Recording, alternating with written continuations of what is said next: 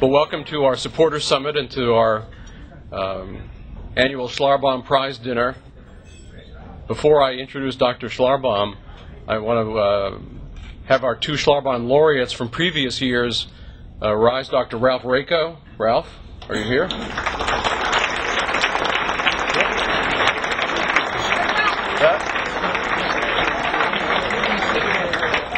And Dr. Bill Peterson. Bill, where are you?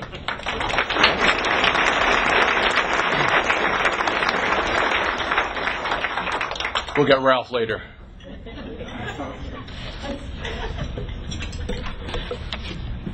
Dr. Schlarbaum is responsible for endowing our annual Schlarbaum Prize, which is given for a lifetime of achievement in the cause of liberty in the tradition of Ludwig von Mises. And let me introduce Dr. Schlarbaum, and then he'll introduce our speaker for tonight. Gary G. Schlarbaum is director of Schlarbaum Capital Management LP, an investment management firm in Ballacinawood, Pennsylvania.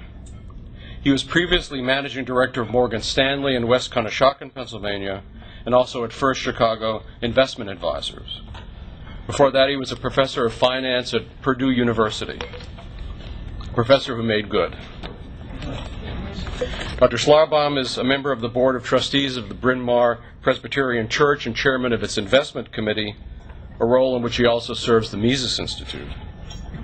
He's a member of the American Finance Association and past chairman of the Candidate Curriculum Committee of the Institute of Chartered Financial Analysts. He's a frequent writer and lecturer on many investment-related topics. He received his undergraduate degree from Coe College in Cedar Rapids, Iowa, and his PhD from the University of Pennsylvania. Dr. Schlarbaum.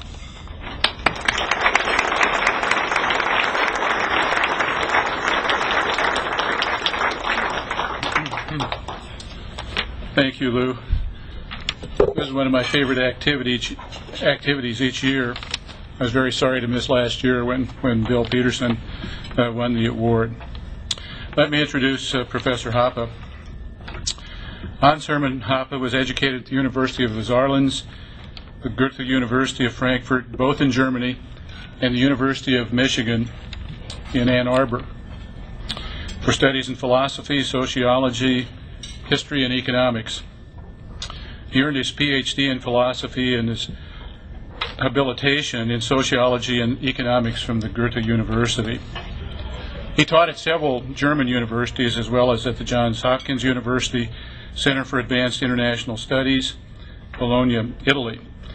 In 1986, he moved from Germany to the United States to study under Murray Rothbard and remained a close associate of Rothbard until his death in 1995.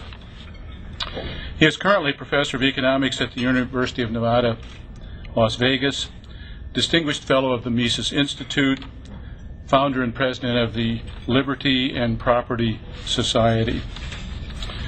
His English language books include, and I hasten to add, I've read many of these books, include Democracy, The God That Failed, my favorite title actually, The Myth of National Defense, The Economics and Ethics of Private Property, A Theory of Socialism and Capitalism, and numerous articles on philosophy, economics, and the social sciences.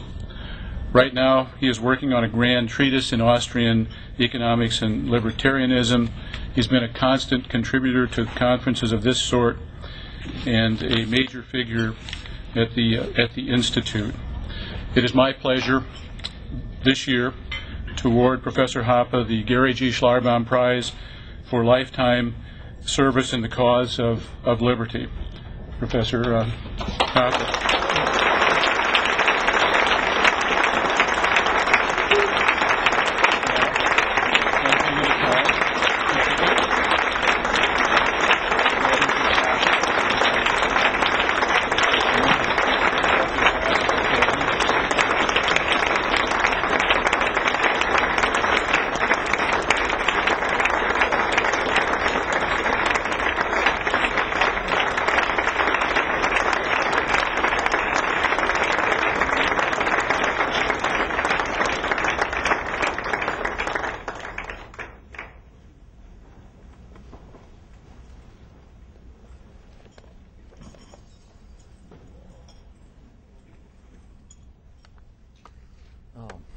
Thank you, Gary. Thank you, Lou. I'm greatly honored as a recipient of this prize that makes me join the ranks of Otto von Habsburg and Ralph Raico, who is still outside and smoking his cigarette. Okay.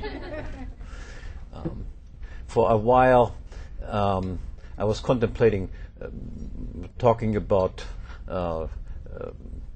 something about my intellectual biography, but then I noticed that intellectual biographies are in the meantime written already by 25-year-olds, and I realized that I was already too old for that.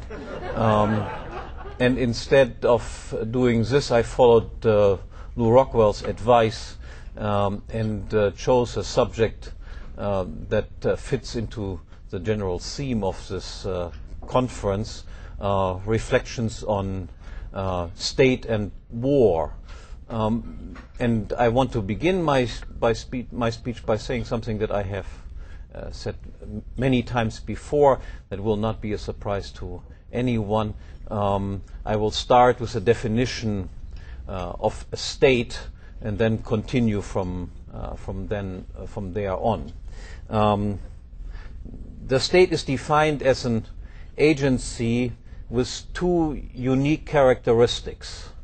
First, the state is a compulsory territorial monopolist of ultimate decision-making or of jurisdiction. That is, it is the ultimate arbiter in every case of conflict, including conflicts involving itself, the state itself. And second, the state is a territorial monopolist of taxation. That is, it is an agency that unilaterally fixes the price that citizens must pay for its provision of law and order. Now, predictably, if one can only appeal to the state for justice, justice will be perverted in favor of the state. Instead of resolving conflict, the state will provoke conflict in order to settle it to its own advantage. And worse, while the quality of justice will fall under monopolistic auspices, the price of justice will always rise. Now, instead of concentrating on the internal consequences of the institution of the state, however, I will focus on its external consequences, on foreign policy. For one, as an agency that perverts justice and imposes taxes, every state is threatened with exit. That is, especially its most productive citizens may leave the territory of the state. No state likes this, of course. Instead of seeing the range of control and its tax base shrink, every state prefers that the tax base and the range of control is expanded. Yet that brings a state into conflict with other states. And unlike the competition between natural persons and institutions, the competition between states is an eliminative competition. That is, there can be only one monopolist of ultimate decision-making and taxation in any given area.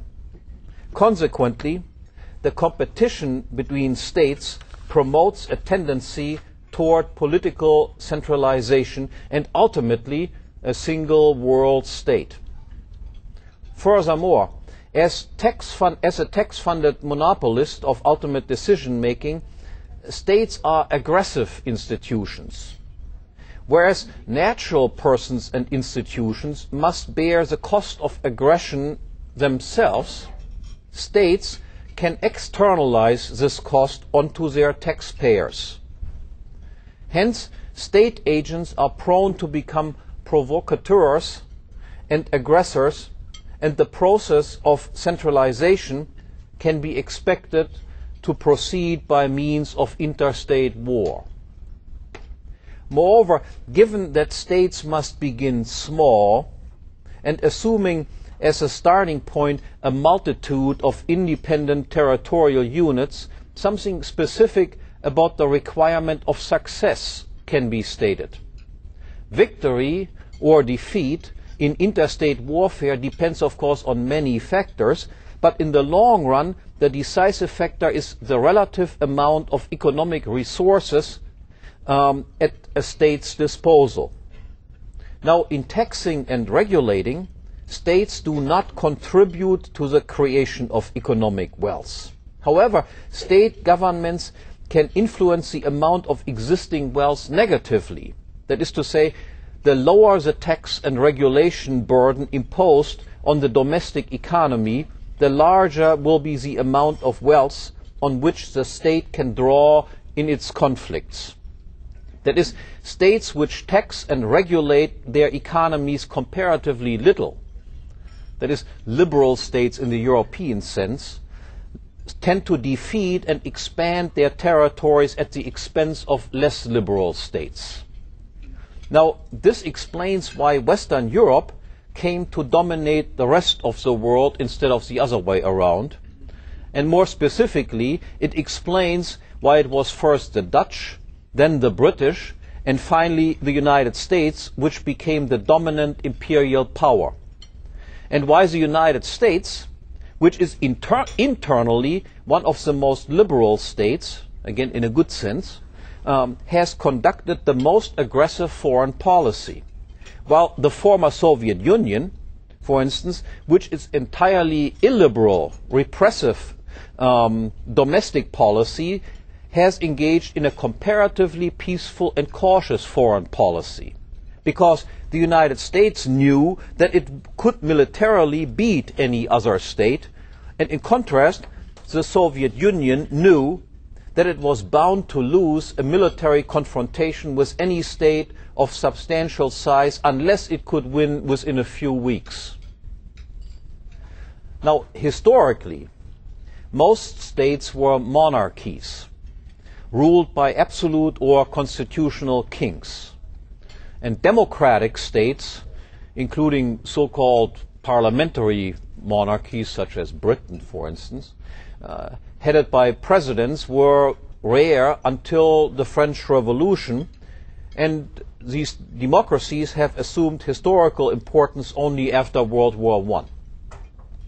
Now, while all states must be expected to be aggressive, the incentive structure faced by traditional kings on the one hand and by modern presidents on the other is different enough to account for different kinds of war.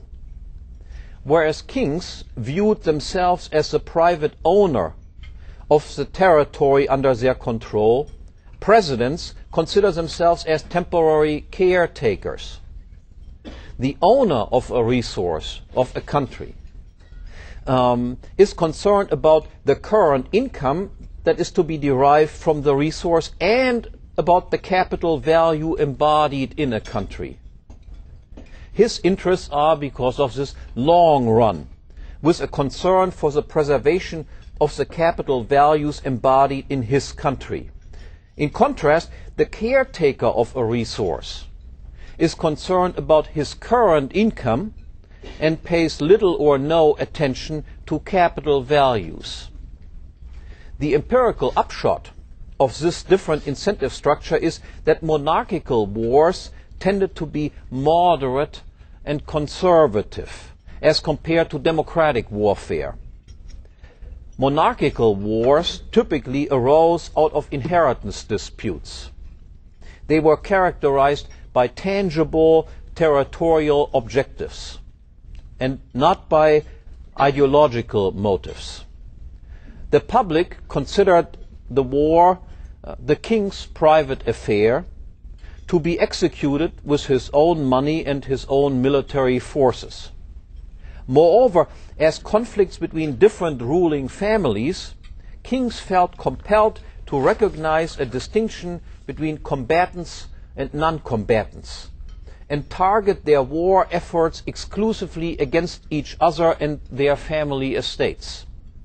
In contrast to the limited warfare of the Ancien Regime, the era of democratic warfare, which began with the French Revolution and the Napoleonic Wars, which then continued during the 19th century with the American War of Southern Independence, and which reached its apex with World War I and World War II, this era has been the era of total war. In blurring the distinction between the rulers and the ruled under democracy, we all rule ourselves, as you know, democracy has strengthened the identification of the public with a particular state. Rather than dynastic property disputes which could be resolved through conquest and occupation, democratic wars became ideological battles which could only be resolved through cultural, linguistic, or religious domination and, if necessary, extermination. It became increasingly difficult for members of the public to extricate themselves from personal involvement in a war. Resistance against higher taxes to fund a war was considered to be treason. Because the democratic state, unlike a monarchy, was owned by all, conscription became the rule rather than the exception.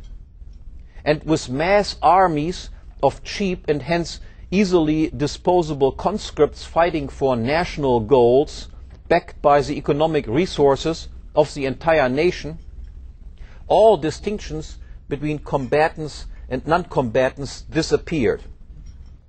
Collateral damage was no longer an unintended side effect, but became an integral part of warfare. Now, so far I have explained how the institution of a state leads to war. Why, seemingly paradoxical, internally liberal states tend to be imperialist powers, and how the spirit of democracy has contributed to the decivilization in the conduct of war.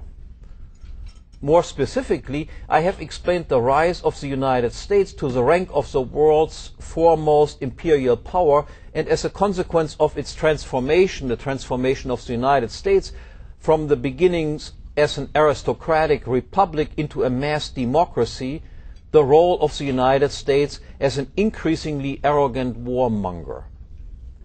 Now, what appears to be standing in the way of peace and civilization then is above all the state and democracy, and specifically, of course, the world's model democracy, the United States. But ironically, if not surprisingly, it is precisely the United States which claims that it is the solution to the quest for peace.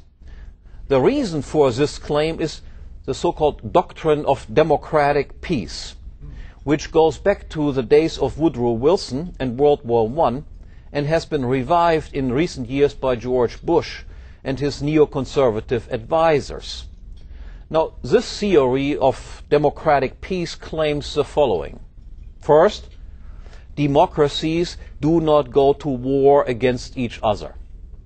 Second, hence, in order to create lasting peace, the entire world must be made democratic.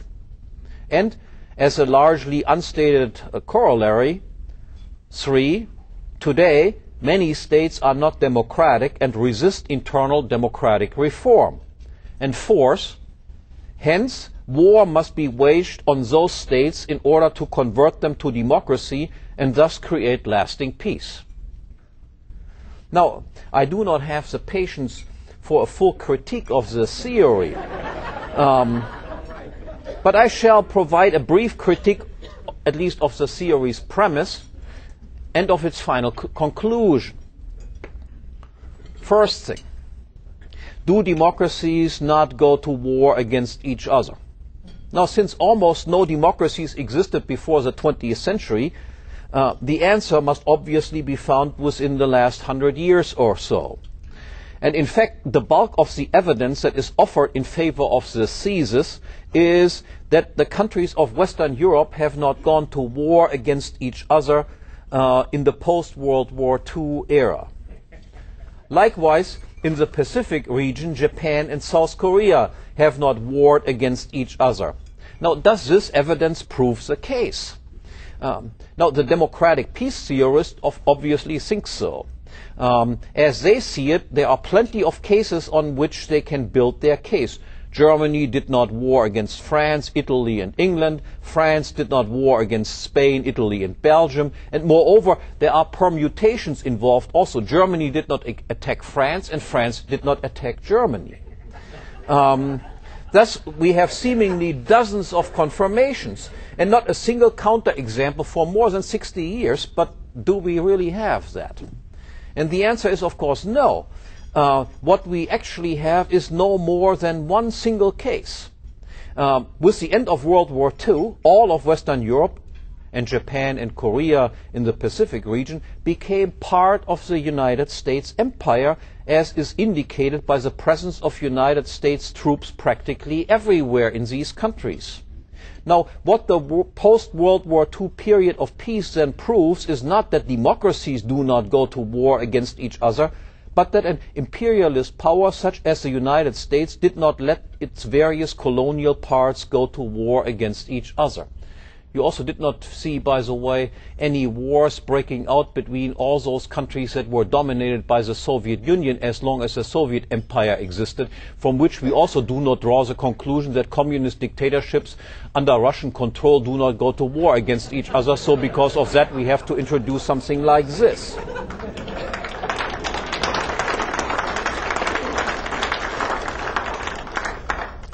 So then, second point is, what about democracy as a solution to anything? First point, the theory involves a conceptual conflation of democracy and liberty or freedom that one can only call scandalous. The foundation of liberty is private property. And private or exclusive property is incompatible with democracy, which is nothing else but majority rule.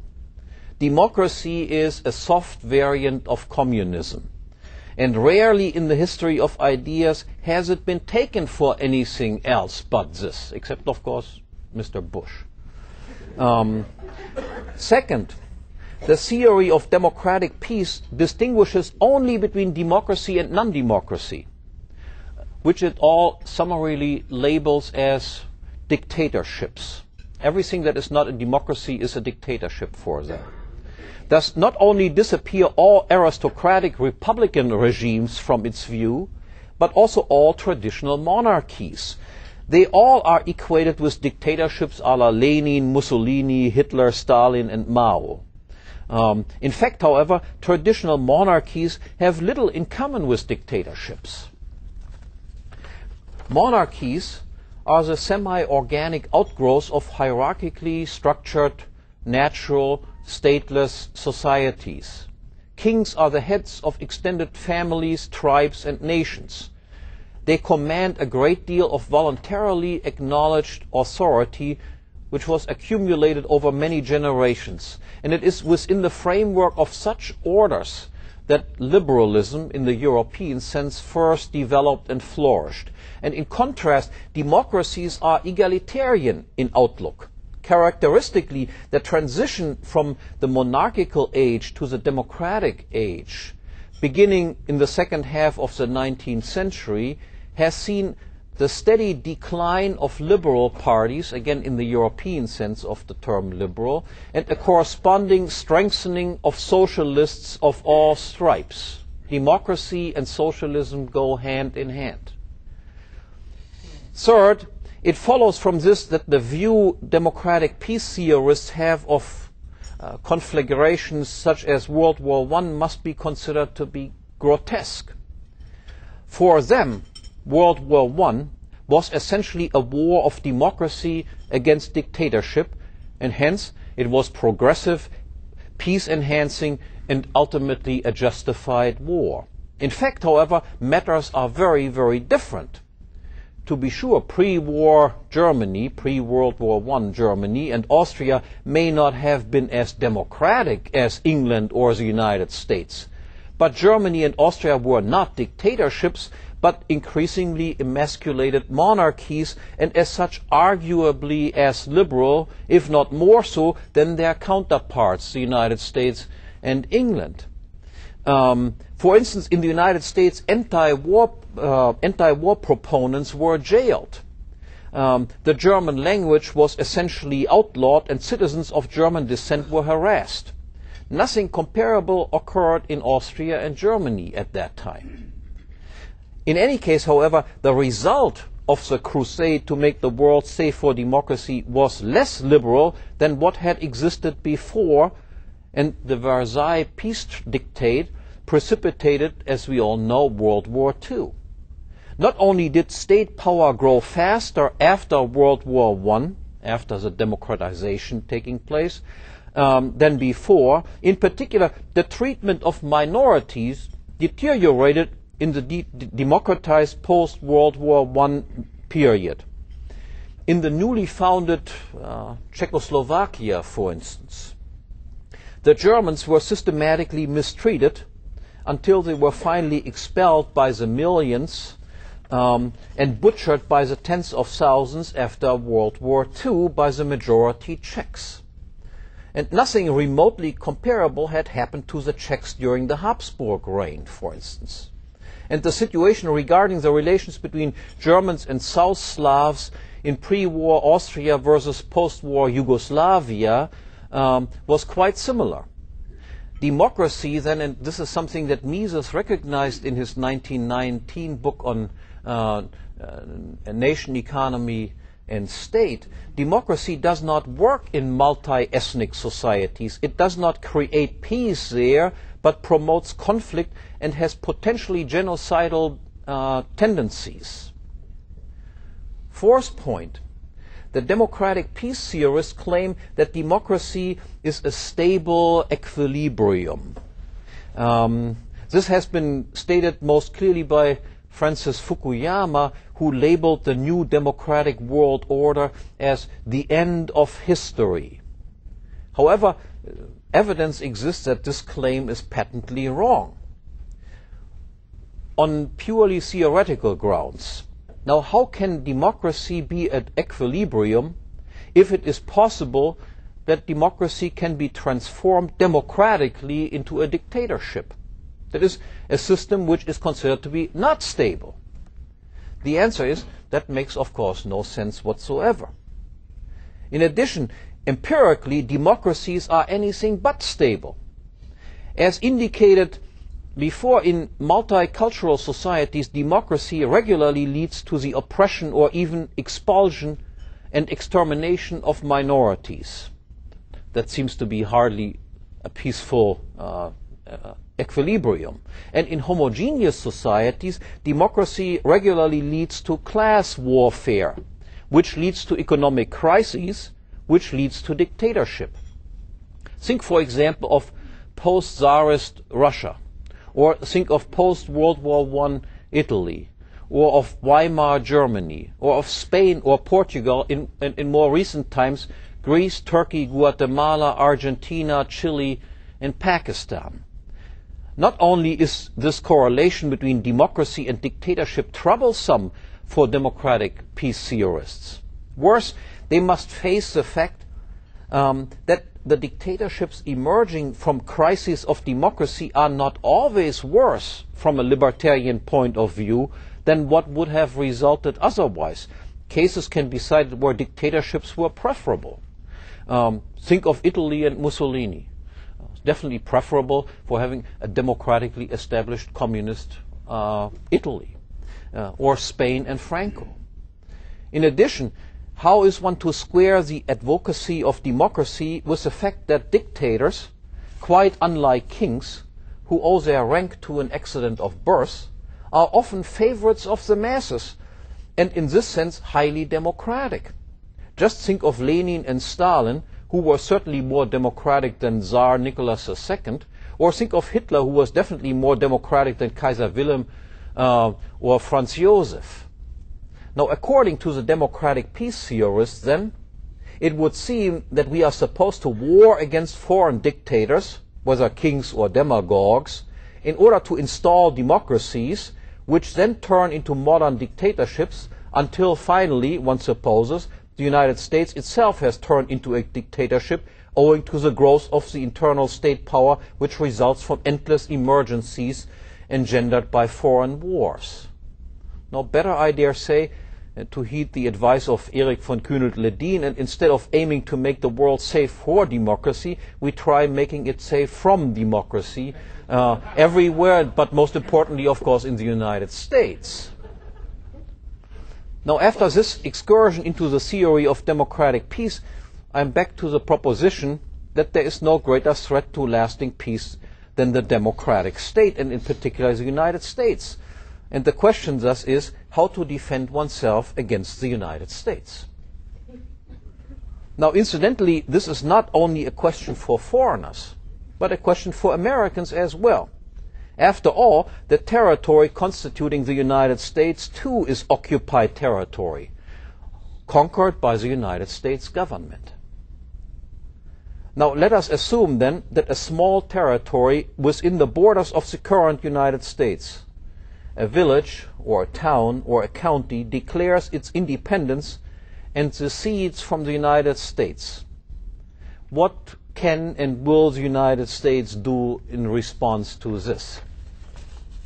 Now, it is certainly possible that the United States will invade the territory and crush the secessionists.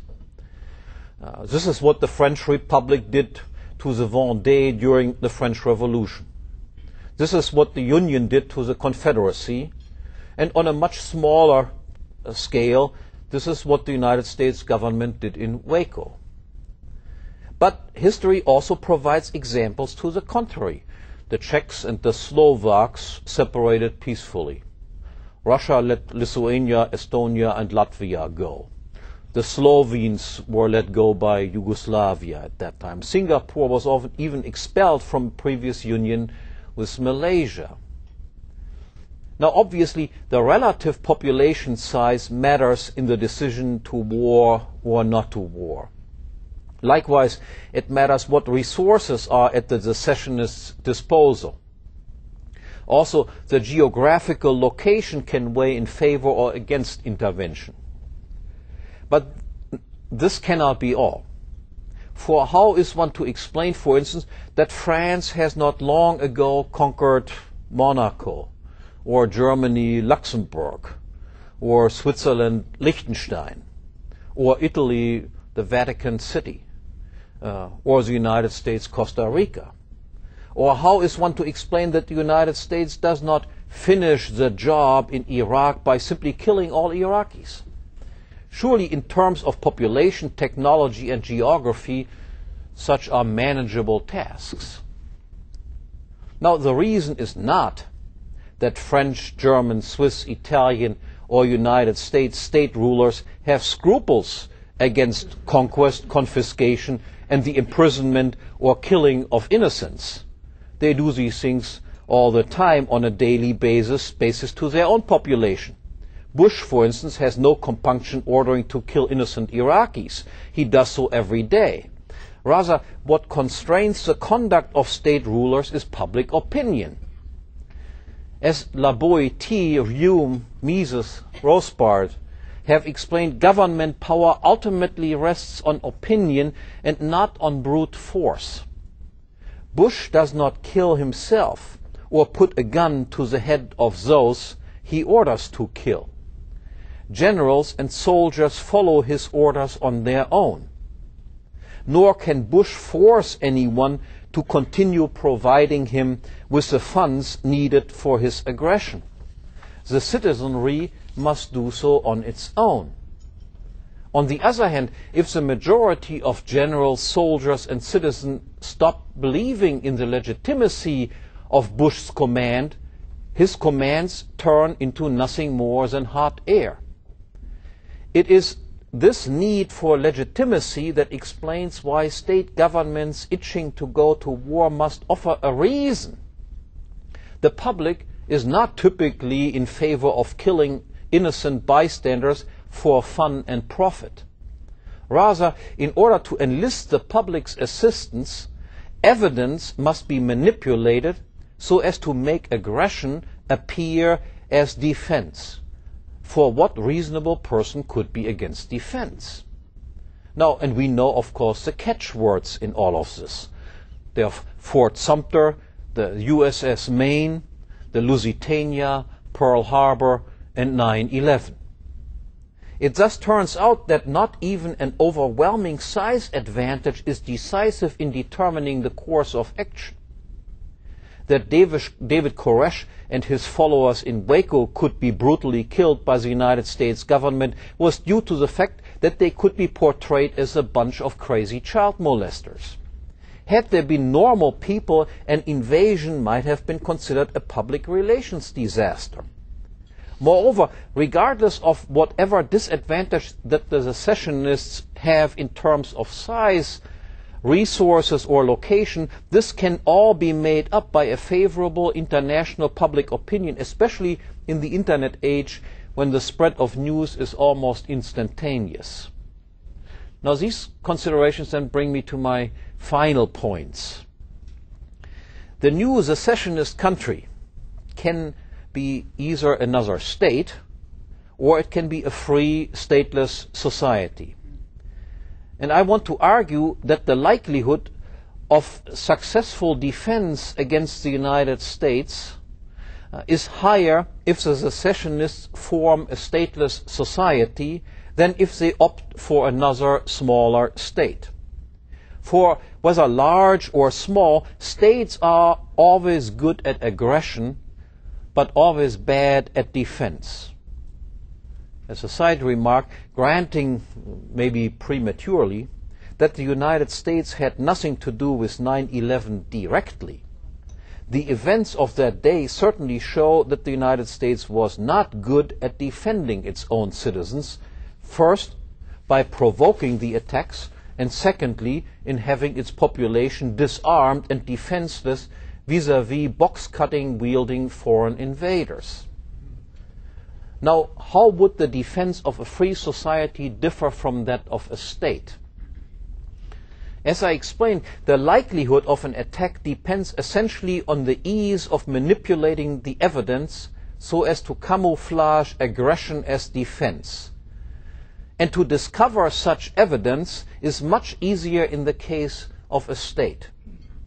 Even the most liberal state has a monopoly of jurisdiction and taxation, and thus cannot but create victims who can be properly stylized as victims of human rights violations and thereby then provide an excuse for an invasion. Worse, if the new state is a democracy, it is unavoidable that one group, the Catholics or the Protestants, the Shiites or the Sunnis, the whites or the blacks, will use its power to dominate another, and again there exists then an excuse for invasion, namely to free the oppressed minority. Better still, the oppressed are incited to cry out for help. Moreover, in reaction to domestic oppression, terrorists may grow up who try to revenge the injustice. Just think of the Red Brigades, the RAF, the IRA, the ETA in Basque Country, and both the continued existence as well as the attempt of eradicating these terrorist organizations may provide reason to intervene, namely, on the one hand, to prevent the spread of terrorism, or, on the other hand, to come to the rescue of freedom fighters. In contrast, in a free society, only private property owners and firms, including insurers, police, and arbitration agencies exist, and if there are any aggressions, they are those of criminals, of murderers, rapists, burglars, and plain frauds, and it is very difficult to portray the treatment of criminals as a reason for an invasion. Now, what if an attack does occur after all? In that case, it might well be best to give up quickly, especially if the secessionist territory is very small. Thus, Mogens Glistrup, the founder of the Danish Progress Party, he once recommended that the Defense Department of teeny Denmark be replaced with an answering machine announcing, at that time to the Russians, that we surrender. This way, no destruction would occur, and yet the reputation of the invading government as a defender and promoter of liberty would be soiled forever. Now this leads then to our central question regarding the effectiveness of states versus free societies in matters of defense. Now, as a monopolist of ultimate decision-making, the state decides for everyone bindingly whether to resist or not to resist. If to resist, whether in the form of civil disobedience, armed resistance, or some combination of these things. And if armed resistance, of what form? If the state decides to put up no resistance, this may be a well-meaning decision, or it may be the result of bribes or threats by the invading state, but in any case, it will be contrary to the will of many who would have liked to resist and who are thus put in double jeopardy, because as resistors they now disobey their own state as well as the invader. And on the other hand, if the state decides to resist, this again may be a well-meaning decision, or it may be the result of pride or fear, but again, in any case, it too will be contrary to the preferences of many who would have liked not to resist or to resist by different means, and who are now entangled as accomplices in the state's schemes and subjected to the same collaterally fallout and victor's justice as everyone else. Now, the reaction of a free territory would be distinctly different. There is no government which makes one decision. Instead, there are numerous institutions and individuals who choose their own defense strategy, each in accordance with one's own risk assessment. Consequently, the aggressor has far more difficulties conquering the territory. It is no longer sufficient to know the government, to win one decisive battle, or to gain control of government headquarters. Even if one opponent is known, one battle is won, and one defense agency is defeated, this has no bearing whatsoever on others. Moreover, the multitude of command structures and strategies, as well as the contractual character of free societies, affect the conduct of both armed and unarmed resistance. As for armed resistance, in state territories, the civilian population is typically unarmed, and heavy reliance exists on regular tax and draft-funded armies and conventional warfare. Hence, the defense force creates enemies even among its own citizenry, which the aggressor then can use to its own advantage. And in any case, there is little to fear for the aggressor once the regular army is defeated. In contrast, the population of free territories is likely heavily armed, and the fighting is done by irregular militias led by defense professionals and in the form of guerrilla or partisan warfare. All fighters are volunteers, and all of their support, food, shelter, logistical help, and so on, is also voluntary.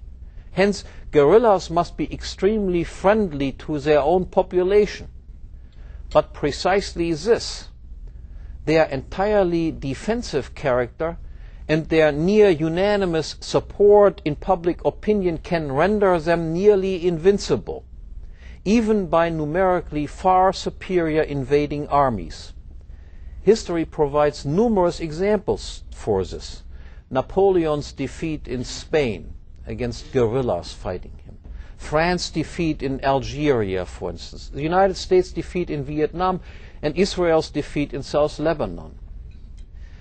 This consideration leads immediately to the other form of defense, namely civil disobedience.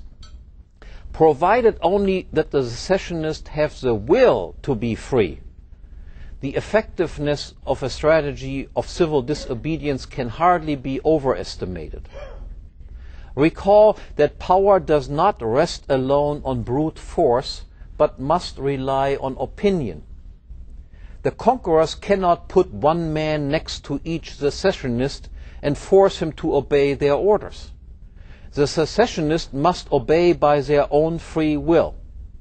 However, if they do not, the conquerors will fail.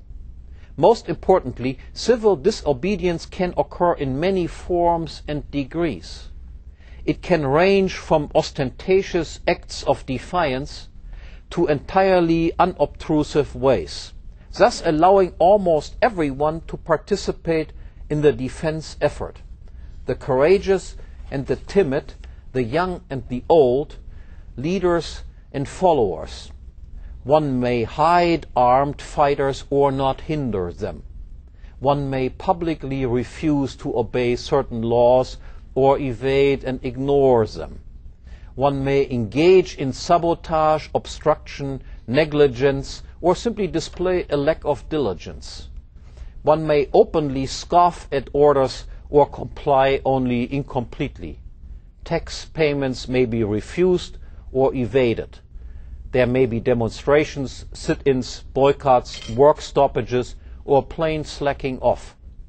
The conquerors may be maltreated, molested, ridiculed, laughed at, or simply ostracized and never assisted in anything. In any case, all of this contributes to the very same result, namely to render the conquerors powerless, to make them despair and finally resign and withdraw. Now, as is often the case, the first step in the anti-imperialist, anti-democratic struggle is always the most difficult one. Indeed, the difficulties are enormous. I do not want to just minimize this. But once the first step has been successfully taken, however, things get successively easier. Once the number of secessionist territories has reached a critical mass, and every success in one location will promote imitation in other localities, then the difficulties of crushing the secessionists will increase exponentially. In fact, the more time passes, the greater will be the comparative economic and technological advantage of free territories, and in light of the ever-increasing attractiveness and economic opportunities offered by free territories, the imperialist powers will be increasingly happy if they can hang on to their power rather than risk whatever legitimacy they still have in an attack. So there is some hope, at least. Thank you very much.